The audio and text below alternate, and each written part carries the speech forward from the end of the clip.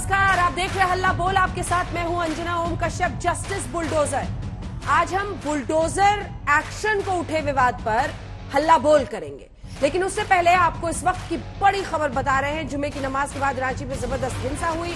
अब रांची पुलिस ने हिंसा के आरोपियों की तस्वीरें जारी की है। तस्वीर 18 उपद्रवियों की है।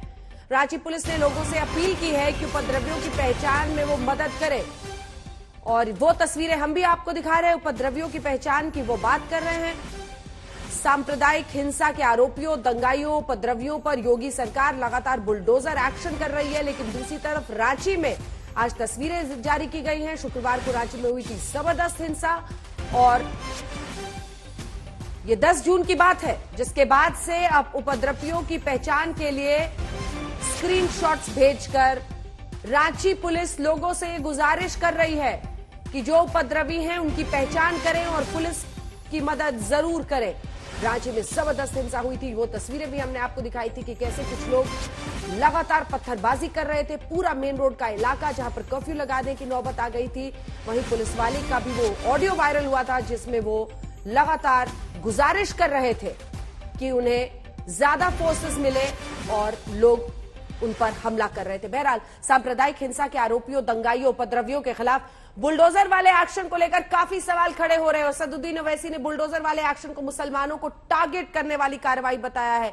योगी को सुपर जज कह दिया है। ओवैसी कहते हैं कि यूपी के सीएम अपनी ही अदालत में सजा तय कर लेते हैं, सजा दे भी देते हैं। उधर बुलडोजर वाली कार्रवाई को लेकर कानून के जानकारों की भी राय है। आइए जल्दी से आपको अपनी रिपोर्ट दिखाते हैं, फिर चर्चा की शुरुआत करें। मिट गए, मिटते हैं, मिट जाएंगे आधा चेहरे।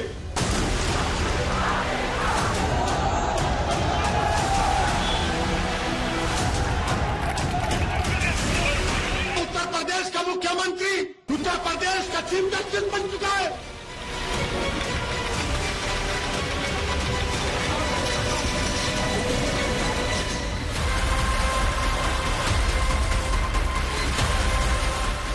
नुपुर शर्मा के विवादित बयान पर मुसलमानों का गुस्सा, उसके बाद भड़की हिंसा और पत्थरबाजी के बाद बुलडोजर, और बुलडोजर के बाद बवाल की सियासत का पारा जून की गर्मी को मात दे रहा है। एक ऐसा दिन नहीं बीतता जब असदुद्दीन ओवैसी बुलडोजर के मुद्दे पर उत्तर प्रदेश के मुख्यमंत्री योगी आदित्यनाथ पर धावा नहीं बोलते। बीते दिन ओवैसी साहब का पारा ऐसा चढ़ा कि योगी को चीफ जस्टिस कह दिया, तो आज उन्हें सुपर जज कह रहे हैं। तो उत्तर प्रदेश का मुख्यमंत्री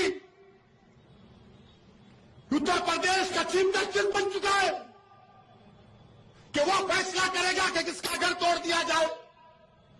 अगर आफरीन फातिमा के बाप को सजा भी होगी तो घर कैसा तोड़ते हैं आप? उत्तर प्रदेश के चीफ मिनिस्टर तो सुपर चीफ जस्टिस बन चुके हैं। वो खुद अपनी अदालत में किसी को कन्विक्ट करेंगे और घर तोड़ देंगे। अभी से घर तोड़ दो आप। रूल ऑफ लॉ को तो बर्बाद कर रहे हैं आप। जो घर तोड़ा गया आफरीन फातिमा का, वो तो उसकी मां के नाम पे था। आपने झूठी नोटिस दी, आपने झूठा कहा कि पहले नोटिस दी। आपको कोई इख्तियार ही नहीं है घर तोड़ने का। अब तक बीजेपी से कोई खुलकर बुलडोजर की कार्रवाई पर दम नहीं भर रहा था, लेकिन अब बीजेपी सांसद साक्षी महाराज सामने आए हैं। कह रहे हैं पत्थरबाजी का इलाज बुलडोजर ही है।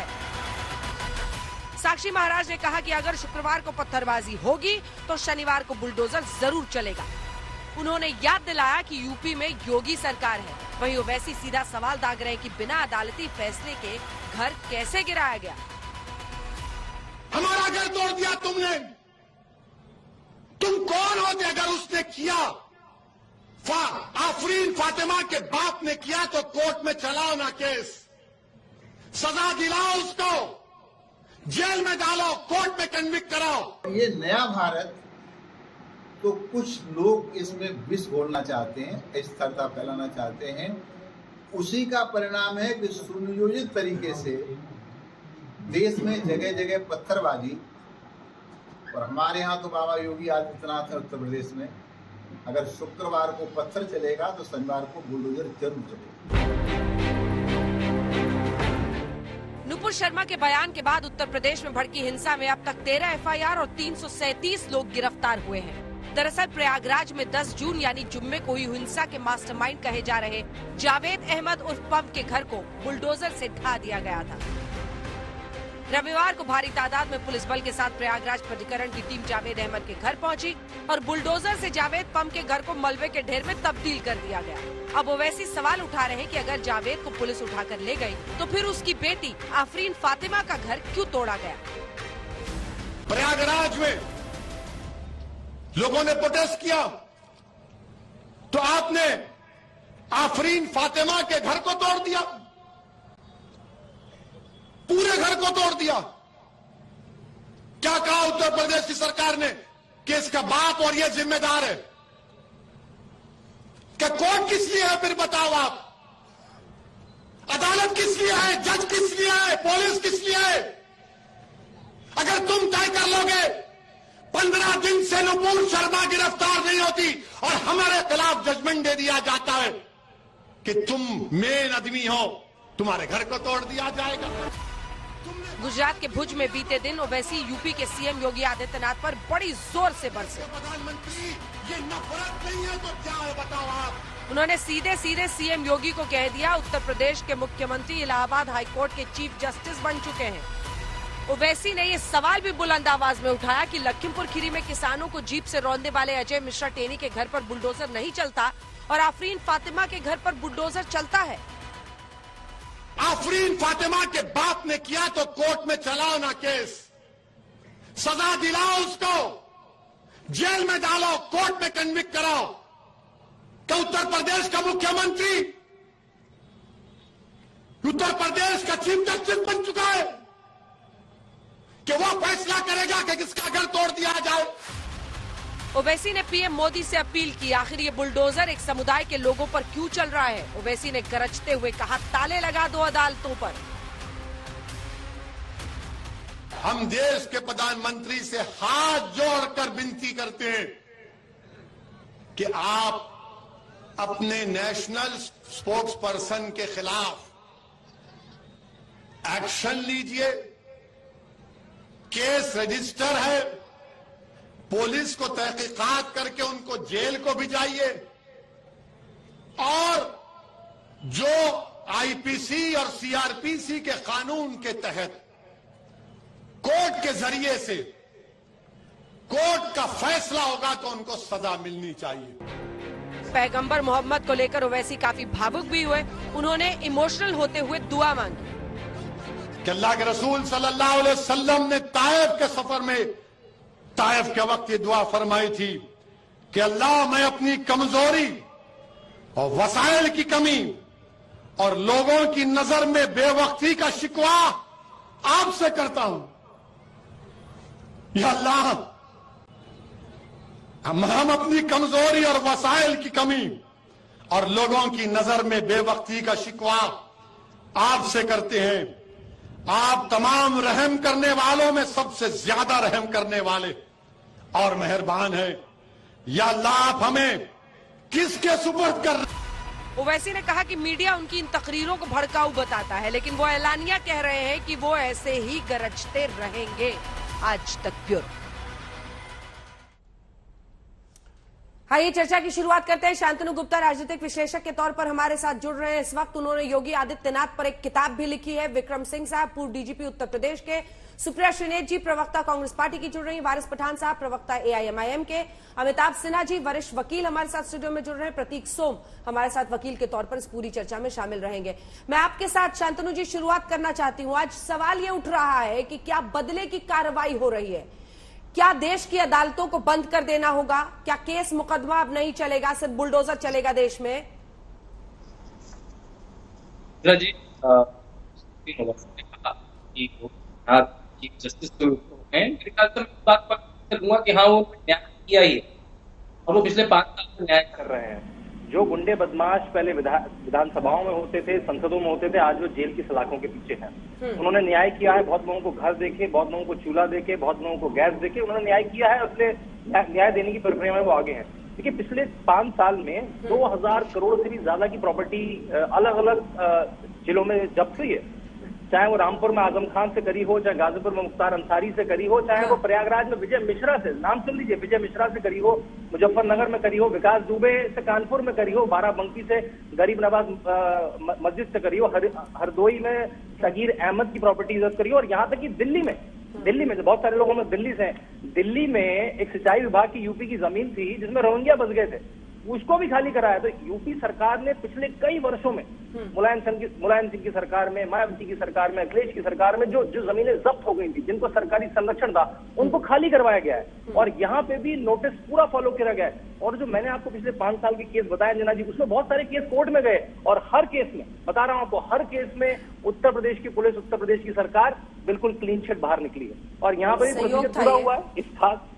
ये सहयोग था, ये सहयोग था, सुन लीजिए सर, सहयोग था कि 10 जून को पत्थरबाजी का जो मुख्य आरोपी था, 12 जून को उसका घर जमींदोज हो जाता है। ये संयोग था कि उसी का नाम आ गया 12 जून के लिए। मैं बता दूं, देखिए ये नॉर्मल पुलिस का प्रोसीजर है। जैसे ही कोई आरोपी पकड़ा जाता है तो उसके पिछले रिकॉर्ड देखे जाते हैं, उसके आसपास के लोगों के रिकॉर्ड देखे जाते हैं। 300 लोग पकड़े गए, सबके घर तो नहीं टूटे ना, सबके घर तो नहीं टूटे ना, क्योंकि सबके साथ ऐसा नहीं हुआ था, सबके कागज नहीं गलत थे। तो ये तो बहुत नॉर्मल, आप जम्मू कश्मीर से केरला तक देख लीजिए, राजस्थान से आसाम तक देख लीजिए, पुलिस का नॉर्मल प्रोसीजर है। जैसे वारिस पठान साहब को देखो, वारिस पठान साहब डीजीपी साहब है, उसका केस पकड़ा जाता है। अब देखिए घर इलीगल है, बैरिस्टर साहब इतनी जोर से हैदराबाद से, घर इलीगल है, अवैध घर है। अगर अवैध है तो क्यों ना कार्रवाई हो? जी हाँ, उसको अपने राजनीतिक तकरीर का हिस्सा क्यों बना रहे हैं ओवैसी साहब? देखिए Anjana ji, 3 former supreme court जज, 3 फॉर्मर हाई कोर्ट जज, 6 noted senior advocate of the supreme court ने chief justice of supreme court को लेटर लिखा है कि यूपी के अंदर लोगों की फंडामेंटल राइट का कत्ल किया जा रहा है, कलेक्टिव एक्स्ट्रा जुडिशियल पनिशमेंट दी जा रही है, जो बिल्कुल इलीगल है, असंवैधानिक है। इसका सुप्रीम कोर्ट सुओ मोटो संज्ञान ले और इसको रोके इमीडिएटली। ये क्यों कहना पड़ा? क्योंकि जो योगी है वो अपने आप को, जैसा असद साहब ने सही कहा कि वो अपने आप को चीफ मिनिस्टर नहीं, super chief justice of Uttar Pradesh समझ चुके हैं। उनको ऐसा लग रहा है कि मेरा फरमान और मेरे आदेश ही चलेगा, अगर किसी ने कुछ भी किया सीधा घर पे बुलडोजर में चला दूंगा। और फिर भी वहां पर भी सेलेक्टिवली मुस्लिम कम्युनिटी के खिलाफ कार्रवाई की जा रही है। हमने कहा अजय मिश्रा टिन्नी का बेटा जो गाड़ी लेकर गया, 5 हमारे किसान भाई, वो तो पीसफुल प्रोटेस्ट कर रहे थे, उनको मार दिया, जिसकी बेल सुप्रीम कोर्ट ने रिजेक्ट किया। उसके घर पे अब तक बुलडोजर क्यों नहीं चला? आफरीन फातिमा और उसके वालिद, उनके घर पे बुलडोजर किस तरह चला दिया इन लोगों ने, जबकि वह घर आफरीन फातिमा के मां के नाम पर है, वो वहां का बिल भर रही है, म्युनिसिपल टैक्सेस भर रहे हैं। पठान साहब, दरअसल जब आप अजय मिश्रा टेनी से, एक सेकंड सर, एक सेकंड, जब आप अजय मिश्रा टेनी का नाम ले आते हैं तो आप खुद ही अपने खिलाफ दलील दे रहे हैं, क्योंकि उनके घर में कुछ अवैध नहीं है, इसलिए वहां बुलडोजर नहीं चला। जहां पर कमजोर कड़ी दिख गई, जहां पर नक्शे में कुछ गड़बड़ी दिख गई तो गिरा दिया। हाँ, ये उनकी दलील है, हम उनका पक्ष नहीं ले रहे, हम सिर्फ बात कह रहे हैं जो अपनी तरफ से ऑफिशियल कार्रवाई में उन्होंने दिखाया है। उनके वो नोटिस भी हमारे पास है, हम अपने दर्शकों को दिखा सकते हैं, जो एडमिनिस्ट्रेशन की तरफ से दिखाया गया है। उसमें कहा गया है कि 10 मई को पहला नोटिस दिया गया था, 24 जून को उन्हें प्रेजेंट होना था, कोई भी सामने नहीं आया। उसके बाद 25 जून को, ये माफ कीजिएगा 25 मई को, ये सबको मई के महीने में है, 10 मई, 24 मई, 25 मई, 25 मई को ये ऑर्डर पास किया गया कि जमींदोज किया जाएगा, जो कि 10 जून की उस पत्थरबाजी से बहुत पहले का है। ये उनकी तरफ से कागज सामने रखा गया है। मिस्टर पठान, झूठ बात है। सुनिए, इन लोगों का जो बोलना है, 7 साल से अगर अवैध निर्माण था तो अब तक क्या योगी सरकार सो रही थी? इतने साल से तो इन लोग सत्ता में। और ये जो घर बुलडोज किया, वीडियोग्राफी है, वहां पर मीडिया खड़ा हुआ था, वीडियो निकाल रहा था। अगर कुछ किसी भी तरह के इस तरह के वहां पर कुछ मिले है चीज तो इमीडिएटली उनके ऊपर केस होना चाहिए था। हाँ, एक बैनर को लेके इन्होंने चर्चा कर दी और रिबेलियन का जो लिखा हुआ था उसके ऊपर मैं आपको पढ़ के सुना सकता हूं। तो उस बैनर का तो पहले chief minister ex Devendra Fadnavis ji की पत्नी अमृता फडणवीस ने भी उसको ट्वीट किया है, तो उसके खिलाफ क्यों कार्रवाई नहीं करी जाती कोई भी? बस आपको सेलेक्टिवली पिक एंड चूज करना है कि मुसलमान है, इसके खिलाफ रूल ऑफ लॉ, कायदा, कानून, संविधान कुछ नहीं चलेगा, सीधा इसके घर को बुलडोजर करके खत्म कर दिया जाए, तो हमारे देश को एनआरकी की तरफ नहीं लेके जा रहे आप। अंधेरा जी, हमारा देश कायदे कानून संविधान से चलेगा या इस तरह के बुलडोजर की पॉलिटिक्स के ऊपर चलेगा? चलिए बताइए मुझे। ठीक है, शांति जी एक जवाब दें, उसके बाद मैं सुप्रिया जी फौरन आपके पास आ उल्लंघन नहीं। ठीक है, वारिस साहब कोर्ट कचहरी को बंद कर दो, प्लीज कोर्ट कचहरी बंद कर दो, सारे जजों को छुट्टी पे भेज दो, क्योंकि अब योगी जी जज बन चुके हैं। वो आदेश करेंगे, वो फैसला करेंगे, वही डिफेंस लॉयर, वही प्रोसिक्यूटर, वही पुलिस, वही बुलडोजर ले जाके चढ़ा देंगे, घरों को तबाह बर्बाद कर देंगे। क्योंकि आप देश में ये देखना है क्या आपको? एक सेकंड रुकिए जी। शांतनु जी, छोटा सा जवाब। जी, आपको पता है 10 मई को दूसरा नोटिस गया, 25 मई को इसको जमींदोज करने का आदेश हुआ, और जो बलवा उसको बहुत बार हुआ। उत्तर प्रदेश में आज की तारीख में जब हम बात कर रहे हैं तो बहुत सारे ऐसे नोटिस जो एग्जीक्यूट हो रहे हैं, गाजियाबाद से लेकर सहारनपुर से लेकर ललितपुर से लेकर लखनऊ में एग्जीक्यूट हो रहे हैं, जो पिछले 15-20 साल से इतनी इलीगल लैंड थी इनको रिकवर किया जा रहा है। हर केस में पूरी लीगैलिटी फॉलो की जा रही है। मैं पूरे विश्वास के साथ दे रहा हूँ, क्योंकि मैंने अपनी किताब में इन सबको रेखांकित किया है। अरे आपके गलत कहने से क्या हो जाएगा बाबा? आपके गलत कहने से क्या हो जाएगा? आपके गलत कहने से क्या हो जाएगा? आप कोर्ट में जाइए ना, बैरिस्टर है आपको। कैसे आपने जाके तोड़ दिया बताइए ना। नाम पे भी लीगल था, क्योंकि घर तो उनके नाम पे नहीं था, किसको नोटिस दिया? आपने झूठ बोलती है, योगी सरकार झूठी है, झूठ बोलते हैं लोग। लादेन के नाम पे हो, उससे नहीं फर्क पड़ता। घर किसके नाम पे था? घर किसके नाम पे था? नोटिस किसके नाम पे दिया गया? अरे ये खामियाजा क्या है पता है आपको? आफरीन फातिमा जो एक जेएनयू की स्टूडेंट है, उसने संविधान के दायरे में रहकर। पठान साहब, एक साथ मत बोलिए, फिर मुझे एक का ऑडियो कम करना पड़ेगा। हल्ला बोल में एक नियम है, और वो नियम ये है कि एक बार में एक ही व्यक्ति बोलेगा। आवाज नीचे कीजिए। मैं एक बार फिर से बता रही हूं, वारिस पठान साहब, प्लीज अपनी बारी में बोलिए। यहां चिल्लाने के लिए, भौंकने के लिए हम सब नहीं आते। प्लीज सर, प्लीज, ताकि हम सड़क पर निकले तो लोग सम्मान से हमें देखें। एक दूसरे के ऊपर प्लीज मत चिल्लाइए सर। मैं आपके पास आऊंगी जवाब लेने। अगर मैं आपको वक्त नहीं देती तब शिकायत कीजिएगा। शांतनु जी 2 लाइन में अपनी बात पूरी कीजिए प्लीज। अंजना जी, कहा जा रहा है कि ये तो उनकी बीवी के नाम पे घर था। देखिए, बीवी के नाम पे है, उसामा बिन लादेन के नाम पे है, बराक ओबामा के नाम पे वो नहीं है। वो घर इलीगल था, उसको प्रोसीजर फॉलो हो गया। पहला नोटिस, दूसरा 3 जजेस किया गया, 3 फॉर्मर जजेस। सुनाइए इनको। कोई 3 पूर्व जजेस क्या कह रहे हैं आप सुनिए एक बार। इसके बाद मैं आ रही हूँ सुप्रिया जी फौरन आपके पास। आप कोर्ट में लेके जाइए ना, आप दोनों, क्योंकि उनकी बाइट है हमारे पास। सुनिए। Whether this property belongs to Mr. Javed or his wife or his daughter, this is still disputed. Now, if any notice was given to Mr. Javed, whether that was sufficient, whether a reasonable time was given, and now you see, even if we assume that it was an illegal construction, then too, it was not proper to just come on the holiday and to demolish that. At least a breathing time should have been given to approach the court. I fail to understand that why the governmental authorities, why the Prayagraj Development Authority, they are afraid of courts.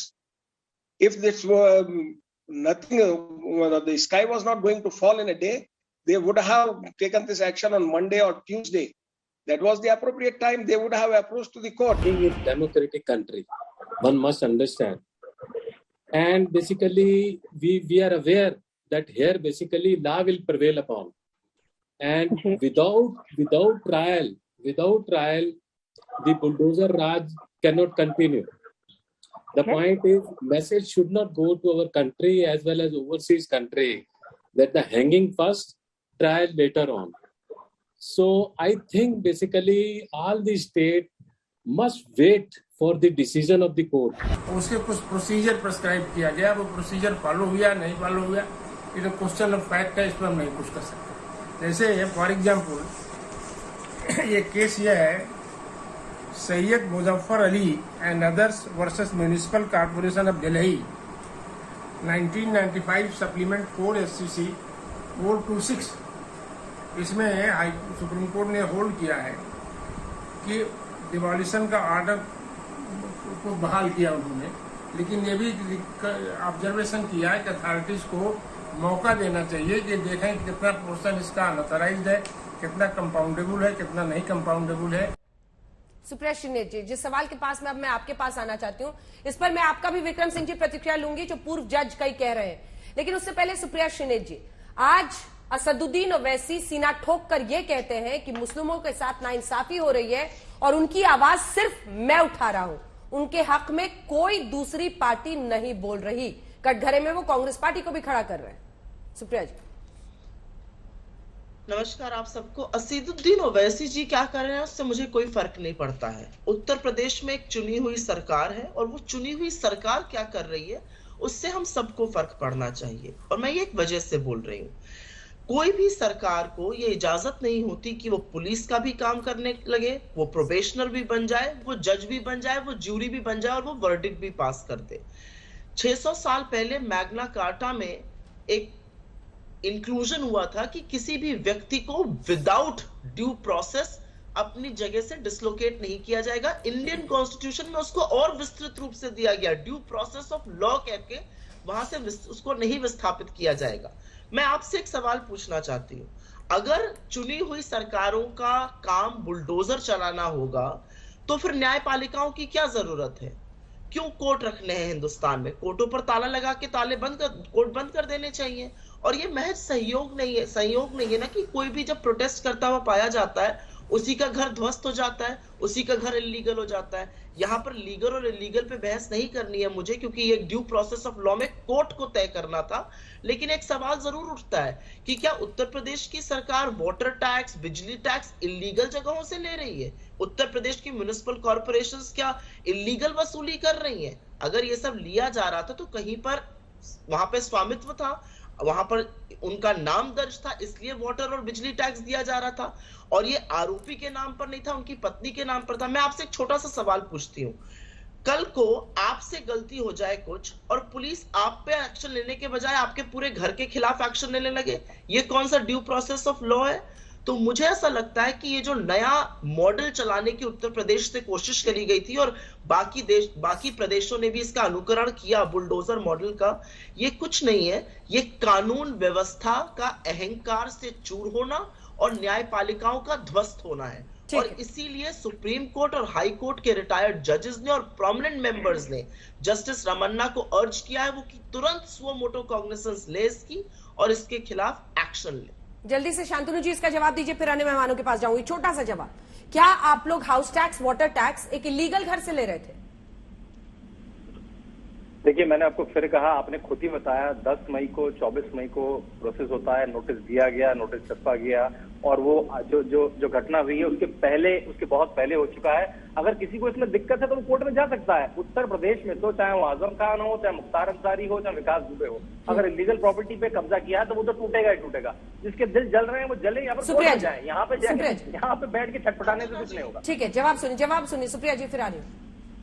Anjana ji, usually मैं इस तरह के आक्षेप नहीं लगाती हूँ और सवाल नहीं पूछती हूँ, क्योंकि ये मेरा काम नहीं है, ये दूसरी पार्टी है, वो कहाँ जाए कहाँ ना जाए ये उनका मतलब है। भारतीय जनता पार्टी का नेशनल स्पोक्स पर्सन भी यहाँ पर नहीं है, कोई स्टेट से भी डिफेंड करने को नहीं है। क्या भारतीय जनता पार्टी खुद शर्मिंदा है जो बुलडोजर की राजनीति चला रहे हैं उनके मुख्यमंत्री लोग? क्यों आज यहाँ पर वो डिफेंड करने को नहीं है? ये अपने आप में व्यूअर्स को सवाल सोचना चाहिए कि अघोषित प्रवक्ता आज क्यों डिफेंड करने पर उनको आना पड़ा, आज क्यों भाजपा के समर्थकों को समर्थन करना पड़ा बुलडोजर का? पार्टी के लोग कहाँ हैं? प्लीज बीच में मत बोलिए, मैं आपके बीच में नहीं बोली थी, मैं इस तरह से डिबेट करती नहीं हूँ। आप अघोषित प्रवक्ता, इसलिए मैं आपसे बहस भी नहीं करूंगी। लेकिन हाँ, घोषित अधिकृत प्रवक्ता का ना होना यह दिखाता है कि इस मुद्दे से भारतीय जनता पार्टी बच रही है, वो इस पर नहीं बोलना चाहती। कई मुद्दे होते हैं जिस पर हम नहीं बोलना चाहते, लेकिन बुलडोजर पॉलिटिक्स को जस्टिफाई समर्थक कर रहे हैं और अधिकृत प्रवक्ता जो कि अब फ्रिंज एलिमेंट हो चुके हैं वो घर पर बैठे हैं, ये कौन सा न्याय है? ठीक है, मैं लौटूंगी। शांतनु जी एक लाइन से, बस 10 सेकंड। इंग्लिश में कहावत होती है, when you don't like the message kill the messenger.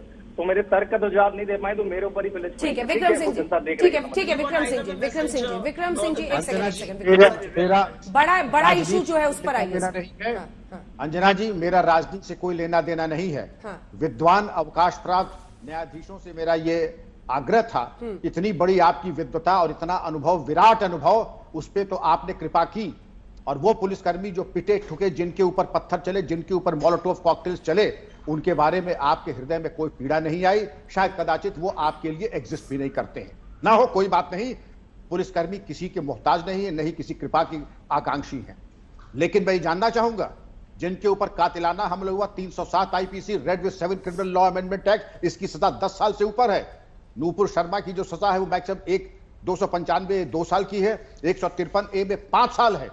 और आपने जो लाकानूनियत पूरे देश में फैलाई, 90 स्थान पर 14 स्टेट्स में और 35 जिलों में, और उसके ऊपर कोई बोलने वाला नहीं है। जिसने पत्थर उठाया उसके ऊपर कार्रवाई हो रही है, उसके बारे में कोई आलोचना नहीं, क्योंकि वो फैशनेबल नहीं है, वो प्रासंगिक नहीं है, वो रेलेवेंट नहीं है।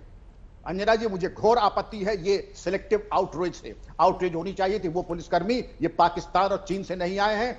आपकी तनख्वाह से इनकी तनख्वाहें आती हैं, आपके टैक्स से आती हैं। इनके बारे में इनको दर्द होना चाहिए था, नहीं हुआ, कोई बात नहीं। योद्धा और वीर किसी की कृपा के पात्र नहीं रहते हैं। अब मैं आता हूं बुलडोजर के। सारी जिंदगी बुलडोजर चलाए हैं और उसके कानून की परिध में रहते हुए मैं छोटी सी मिसाल देता हूं। अंजना जी, आपका एक एस्टैब्लिश्ड प्लॉट है, आप कहीं बाहर गई वेकेशन पे, मैंने देखा कि बड़ा प्राइम लोकेशन पे है, मैंने जाकर के वहां 2 दुकानें बना दी। आप लौट के आए कि आपने देखा कि मेरे प्लॉट पे 2 दुकानें कैसे बन गई। पुलिसकर्मी और अथॉरिटी वाले आए, उन्होंने देखा कि आपके मालिकाना हक हैं, और पुलिस वालों ने वहीं का वहीं उसको जमींदोज कर दिया। अब आते हैं जो नोटिस दी गई 10 मई, 24 मई, 25 मई, उसको हमारे विद्वान पहले कहते हैं साहब ये तो बैकडेटिंग है, ये तो साहब हेरा फेरी है। तो जब आपको कुछ विश्वास नहीं करना है, बेहतर होगा कि आप कोर्ट में जाएं और कोर्ट में जाकर के रिट पिटीशन दाखिल करें, कोर्ट को ही फैसला करने दें। लेकिन बुलडोजर कानून, मैं तो यहां तक संस्तुति करूंगा अंजना जी, इनके पासपोर्ट भी जब्त होने चाहिए, बंदूक के लाइसेंस अगर है वो भी जब्त होने चाहिए, और कोई सरकारी सुविधा मिल रही वो भी, क्योंकि पुलिस और प्रशासन के ऊपर पत्थर चलाएं, गोली चलाएं और फिर सारी सहूलियतें लें, दोनों बातें एक साथ नहीं हो सकती हैं। कानून तोड़ा है तो उसके परिणाम होने ही होने हैं। जवाब दीजिए इसका वारिस पठान साहब। मैं सिंह साहब की कल भी बात सुन रहा था, ये वरिष्ठ पुलिस ऑफिसर थे और आज भी की इज्जत है, मगर ये इस तरह की जो बात कर रहे हैं तो असंवैधानिक और इलीगल लॉजिक बात कर रहे हैं। मैं पूछना चाहूंगा कि जो पुलिस कर्मियों ने 10-12 मुसलमान बच्चों को पकड़ा था, उनको लॉकअप में रख के उनको मार रहे थे, जो पूरा वीडियो पूरी दुनिया ने देखा, एक लड़का चिल्ला रहा था मेरा हाथ तोड़ दिया, मेरा हाथ तोड़ दिया, मुझे छोड़ दो, पर उसको मारता गया, तो उस पुलिस ऑफिसर का आप क्या करेंगे? उसका पासपोर्ट, लाइसेंस, ड्राइविंग लाइसेंस, घर वर कब छीन लेंगे आप? कब तोड़ेंगे उसके घर को बुलडोजर के साथ जाके?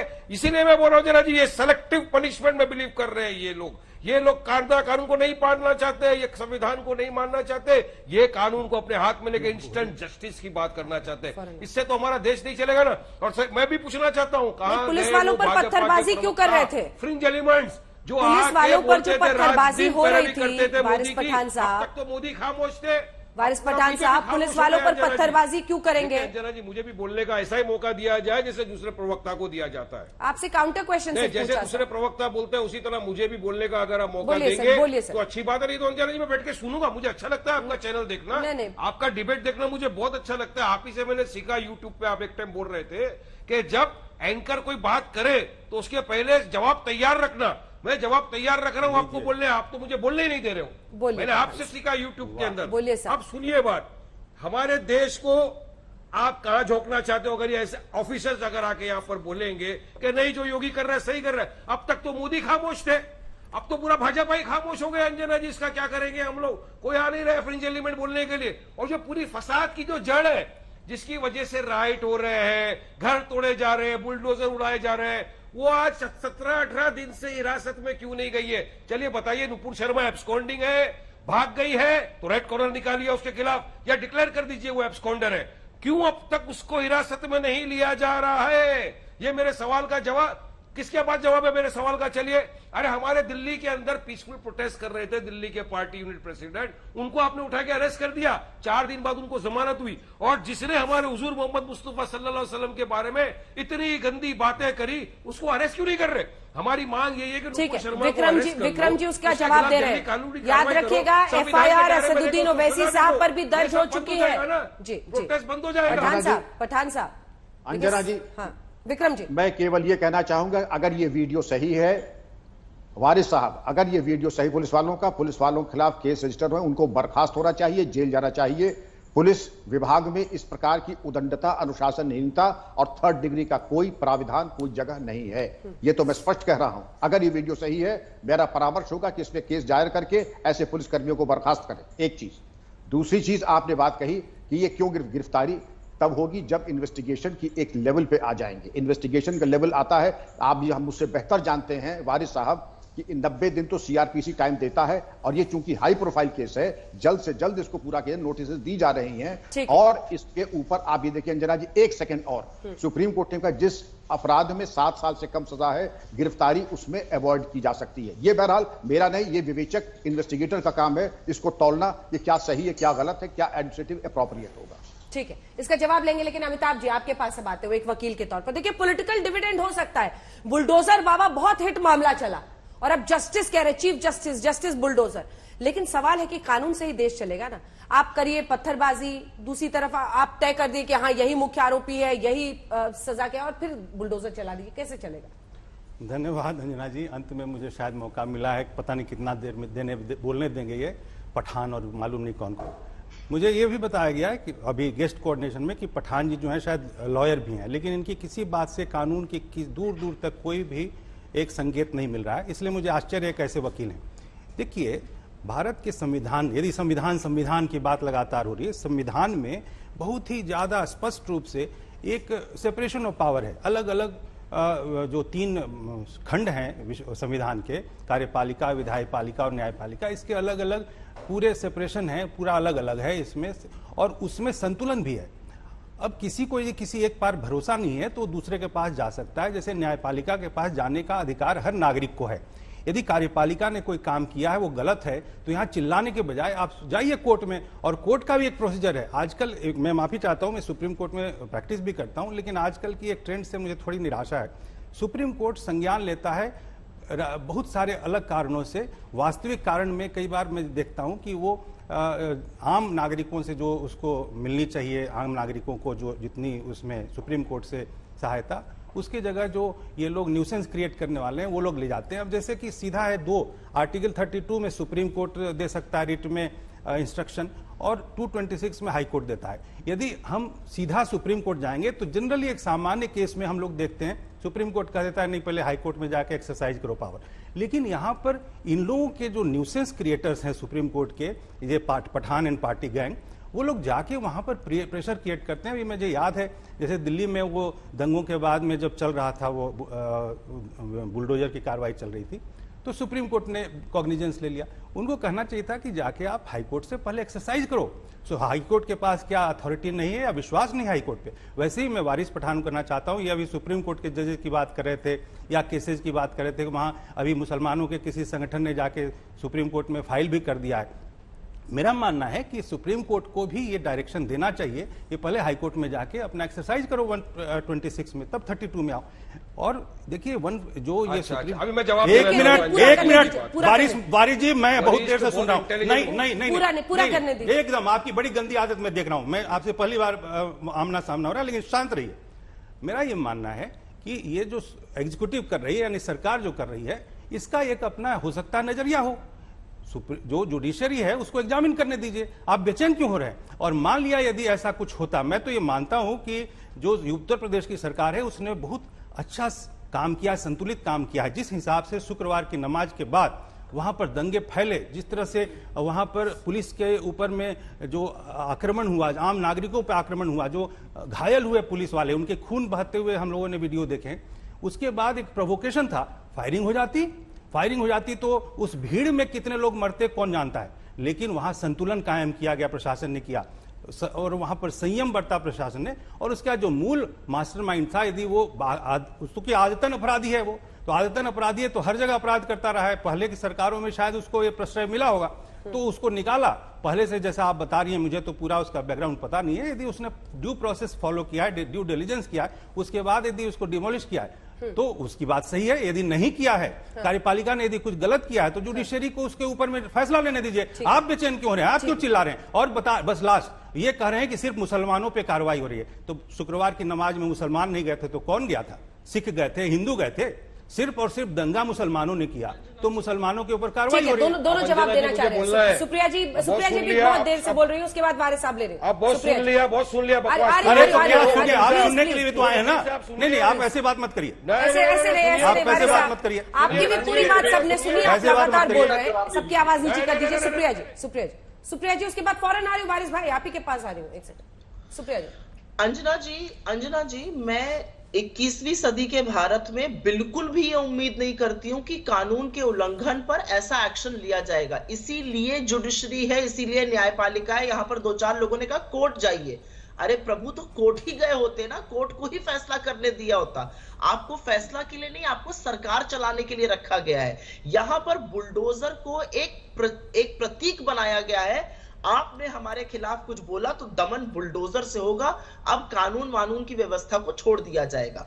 और यहां पर यूपी पुलिस की बातें ज्यादा नहीं करी जाए, क्योंकि यूपी पुलिस ने अजय मिश्रा टेनी और उनके लड़के के साथ कैसे उनका बचाव किया था ये सबको पता है। यूपी पुलिस यहां पर दूध की धूली नहीं है। लेकिन मैं एक बात आपसे जरूर कहना चाहती हूं, जितना मैं इसका खंडन करती हूं उतना ही खंडन मैं उन लोगों का भी करती हूं जो कहते हैं कि नूपुर शर्मा के घर पे बुलडोजर चला दो, अजय मिश्रा टेनी के घर पे बुलडोजर। बिल्कुल नहीं, कानून व्यवस्था और न्यायपालिका से उनको सजा और दंड मिलना चाहिए। लेकिन हां, मैं एक बात जरूर कहना चाहती हूं, ये जो फ्रिंज एलिमेंट बीजेपी के थे ना, ये 9 दिन तक इन्होंने जो कहा वो कहा। इस देश के मुसलमानों को, इस देश के अल्पसंख्यकों को बुरा लगा, उनका धर्म आहत हुआ, उनकी आस्था आहत हुई। लेकिन सरकार के कान पे जू नहीं रहेंगी।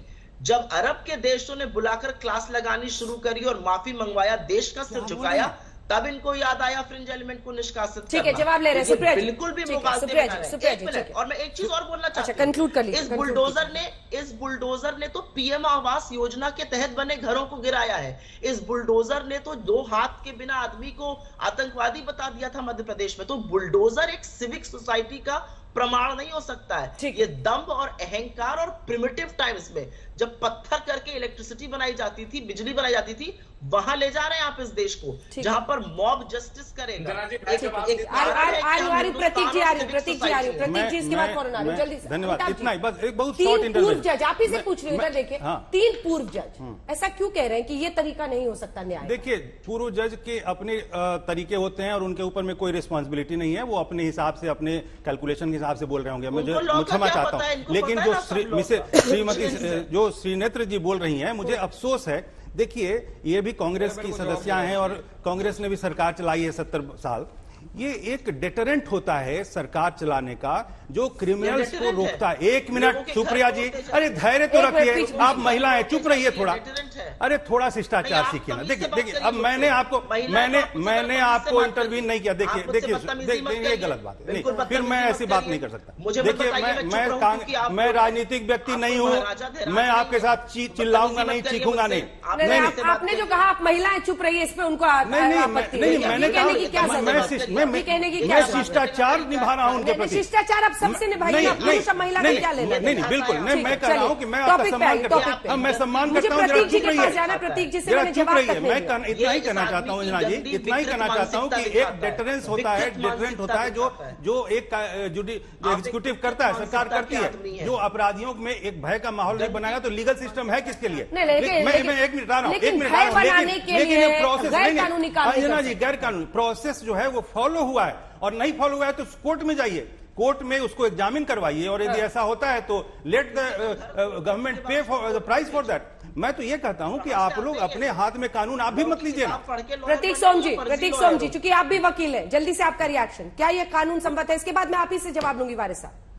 जी अंजना जी, देखिए, अगर जो बुलडोजर की जो कार्रवाई हो रही है वो कॉन्स्टिट्यूशनल है या नहीं, ये सुप्रीम कोर्ट डिसाइड करेगी। बट मेरे को ऐसा लगता है कि प्यूनिटिव एक्शन जो है उससे पहले सुप्रीम कोर्ट को यह भी डिसाइड करना चाहिए कि प्रोटेस्ट के नाम पे जो स्टोन पेल्टिंग होती है, जो पथराव होता है, जो शाहीन बाग की सड़कों पे 6-6 महीने तक सड़कों को जाम कर दिया जाता है, जो एम्बुलेंस के अंदर मरीज उन जाम के अंदर खड़े खड़े मर जाते हैं, जो स्कूल के स्टूडेंट्स अपने बोर्ड के एग्जाम नहीं दे पाते, क्या ये चीजें भी कॉन्स्टिट्यूशनल है या नहीं? तो ये जो अभी आज जिस मुद्दे पे हम लोग बात कर रहे हैं, मेरे को लगता है ये एक कहीं ना कहीं डेरिवेटिव फाइंडिंग है, क्योंकि पहले सब ये स्टोन पेल्टिंग हुई, राइट्स हुए, इन सब वजहों से ही आज हम बुलडोजर की कार्रवाई पे पहुंचे हैं। दूसरा, सहयोग की जो बात हो रही थी, जो सुप्रिया जी भी कह रही थी, समझना ये जरूरी है कि क्या ऐसा सहयोग होता है जब कोई भी फॉरेन डिग्निटरी, कोई भी प्रेसिडेंट, प्राइम मिनिस्टर बाहर की कंट्री का इंडिया में आता है तो ये राइट्स एकदम से बढ़ जाते हैं और उसके बाद ये कार्रवाई होती है। जब एक $5 ट्रिलियन इकोनॉमी की इंडिया के लिए बात की जाती है तो उसके साथ हमको ये भी देखना है कि जब यूपी में $5 ट्रिलियन के लिए इन्वेस्टर सबमिट हुआ तो साथ में राइट्स शुरू हो गए। ठीक है, यूपी गवर्नमेंट कहीं ना कहीं प्यूनिटिव एक्शन ले रही है, सुप्रीम कोर्ट उसको डिसाइड करेगी, लेकिन उससे पहले ये जरूरी है कि दूसरी तरफ जितनी भी इलीगैलिटी हो रही है उसका कॉन्स्टिट्यूशनल मैकेनिज्म सही है या गलत है, इसको भी कोर्ट ने जरूर देखना। ठीक है, चलिए अब वारिस पठान साहब को दिखाइए, अमिताभ जी को दिखाइए और दिखाइए सुप्रिया जी को। वारिस पठान साहब, पत्थरबाजी संवैधानिक, एक सेकंड सर, सवाल तो सुनिए सर, सवाल तो सुनिए। पत्थर संवैधानिक, पुलिस वालों के माथे से खून निकले, सब संवैधानिक, ये तो लोकतंत्र है, विरोध होगा और उसके नाम पर पत्थरबाजी भी होगी, लेकिन बुलडोजर चले तो ये लोकतंत्र के खिलाफ, ये असंवैधानिक, ये कैसे चलेगा?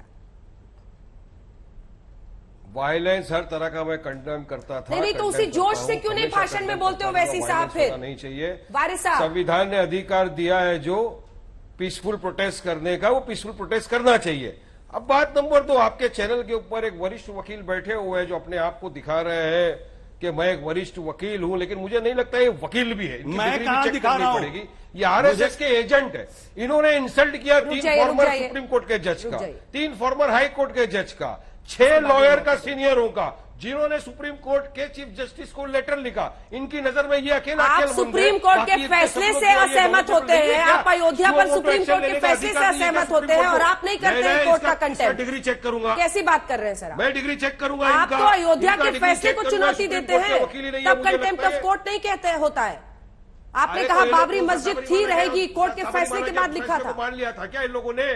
साबरीमाला के फैसले को अंजना आप जी इसको आप इनको कवर फायर दे दीजिए, लेकिन मैं इनका डिग्री चेक करूंगा क्योंकि इन्होंने हमारे वरिष्ठ फॉर्मर जजेस का अपमान किया।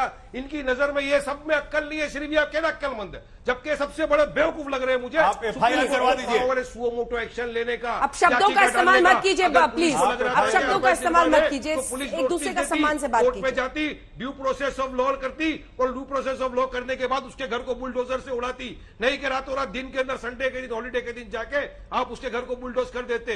3 जजेस का हमने अंजना जी आपके शो में सुना, अभी 3 जजेस का स्टेटमेंट हमने सुना, तीनों ने कहा कि नहीं ये इलीगल है, असंवैधानिक, ऐसा नहीं होना चाहिए। तो क्यों फिर इस तरह का जाके बुलडोजरबाजी करके उड़ा दिया? आपकी बात नहीं सुनना मुझे, चलिए आप थोड़ा नॉलेजेबल बात करिए। आप पहले कहिए सॉरी कि मैंने इतने चीफ जस्टिसों का अपमान किया, बताइए, सॉरी बोलिए। ये सारे जो जजेस गए हैं, ठीक है, अब जवाब ले रहे हैं, ये गलत है क्या? ठीक है, अब जवाब ले रहे हैं, जवाब दे। अमन जी, अमिताभ जी, एक सेकंड, ठीक है, एक एक करके सर, एक एक करके। अमिताभ जी, कल को दूसरी सरकार आई, और वो दूसरी सरकार भी ऐसे बुलडोजर लेकर निकल जाए, ऐसे थोड़ी देश चल सकता है। मैं बताऊं, पहले मैं थोड़ा इनके जो मिस्टर पठान है उनकी बात का जवाब दूं। इनको समझना चाहिए जुडिशियल जो अरेंजमेंट है उसमें जो हाईकोर्ट के जजेस होते हैं, चाहे वो चीफ जस्टिस भी हों, वो आगे जाके प्रैक्टिस कर सकते हैं, यानी कि वो सुप्रीम कोर्ट में प्रैक्टिस कर सकते हैं, लीगल कंसल्टेंसी कर सकते हैं, रिटायर्ड हैं, अब उनके पास जिम्मेवारियां नहीं है, और इसीलिए हो सकता है कि वो आपके हायर्ड लॉयर हों, आपके वो हो सकता है वो हायर्ड लॉयर हों। आप चुप रहिए, मैं नहीं, आप कर रहे हैं। पठान साहब, एक एक करके। पठान साहब प्लीज, मैंने शुरू में भी कहा था सर, आपको मैंने पूरा मौका दिया बोलने का, अब ये नहीं चलेगा। वारिस साहब प्लीज सर, प्लीज तो बात पूरी कीजिए। मैं कह रहा हूं कि वो सुप्रीम जो सर्विंग जज नहीं होते, वो प्रैक्टिस करने के लिए एलिजिबल होते हैं, वो प्रैक्टिस करते हैं तो ब्रीफ लेते हैं, वो ब्रीफ लेने के कारण हो सकता है वो ब्रीफ ले चुका है। मेरे सवाल का जवाब दीजिए, अब मैंने पूछा है। अगली सरकार आई, उसने भी तय कर लिया किसी तरीके से अब इंसाफ चलेगा। बिल्कुल, हमारी बात एकदम स्पष्ट, किसके दरवाजे तक पहुंचेगा बुलडोजर, तैयार रहिएगा। अंजना जी, मैं किसी सरकार के पक्ष में खड़ा नहीं हूं। मैंने कहा कि जो आर्टिकल 53(1) और 154 जो कॉन्स्टिट्यूशन का जो आर्टिकल है, जो एकदम से एग्जीक्यूटिव को पास पावर देता है कि वो अपना काम कर सके और जुडिशरी भी उसके बाद उसको इवेलुएट कर सकती है, उसके तहत संविधान के शासन के तहत कोई भी यदि सरकार आए तो यदि कोई गलत काम करती है या सही काम करती है, इसका फैसला जुडिशरी पे है, जुडिशरी को तय करने दीजिए ना। छोटा सा कमेंट जल्दी से सुप्रिया जी आपकी तरफ से, कोर्ट की तरफ से हो ना, कोर्ट में जाइए, जिनको खाली अगर तकरीरें और भाषणबाजी होगी तो वो तो फायदे के लिए ना, राजनीतिक फायदे के लिए, या ट्वीट। मैं तो लगातार कह रही हूँ कि हर चीज का समाधान कोर्ट है इस देश में। बुलडोजर लेके निकल जाना किसी चीज का समाधान नहीं है। जेसीबी का आप खर्चा जरूर बढ़ा रहे हैं, बीच में मत बोलिए प्लीज, थोड़ी सी तमीज दिखाइए। और ये जो विकृत मानसिकता यहाँ पर बैठकर पैनल पर, राष्ट्रीय चैनल पर एक आदमी दिखाते हैं, एक औरत को बोलते हैं कि आप औरत हैं, चुप रहिए, इस तरह की विकृत मानसिकता वाले लोग तो हमारे लॉ मेकिंग में मैं सम्मान कर रहा था आपका मैडम, चाहिए। आपको बुरा लग गया तो मैं आपको औरत नहीं बोलता पहले महिलाओं को आपने कहा ना महिला है, आप चुप रहिए। आप शायद अपने घर की महिलाओं को ऐसे ट्रीट करते होंगे। आप हम शांत लोग रहिए, जहां से महिला आते है, हैं आपका मैं सम्मान करता हूँ। आप आधी बात मत सुनिए, आप आधी बात मत बोलिए। अच्छा ठीक है, प्लीज उनको पूरी करने दीजिए। चुप रहिए, चुप रहिए। ये एक विकृत, प्लीज आप चुप रहिए और तमीज से बात करिए। चलिए बात पूरी होने दीजिए, ठीक है। सुप्रिया जी बात पूरी कीजिए प्लीज। बुलडोजर का होना और यहाँ पे जो तालियां बजाई जा रही है, ये एक विकृत मानसिकता की निशानी है। वो मानसिकता जो मॉब जस्टिस में बिलीव करती है, और असत्य ये है कि भाजपा मॉब जस्टिस को सपोर्ट करने वाले आप लोग हैं। आप लोग मॉब जस्टिस को सपोर्ट कर रहे हैं। बीच में नहीं देते हैं। आप बात करते हैं, आप कानून की राज की बात करते हैं। गलत बात मत करिए। राहुल गांधी को ईडी बुलाता है तो आप लोग सड़कों पर उतरते हैं। आप लोग मॉब जस्टिस की बात करने वाली सुप्रिया जी क्या बात करती हैं आप इस तरह का दोहरा व्यवहार मत दिखाइए। अब मुझे उनसे जवाब लेना होगा, 2 लाइन में जवाब दीजिए सुप्रिया जी, प्लीज सर, प्लीज। भाजपा के प्रवक्ता का इस शो पर ना होना इस बात का प्रतीक है कि वो खुद शर्मिंदा है। कानून की धज्जियां और परखच्चे उड़ते चलिए इसी के साथ हमें इस कार्यक्रम का अंत करना पड़ेगा। आप सभी का बहुत धन्यवाद हमारे साथ जुड़ने के लिए। देश दुनिया की बाकी खबरों के लिए आप देखते रहिए आज तक HD, सबसे तेज सबसे ज्यादा।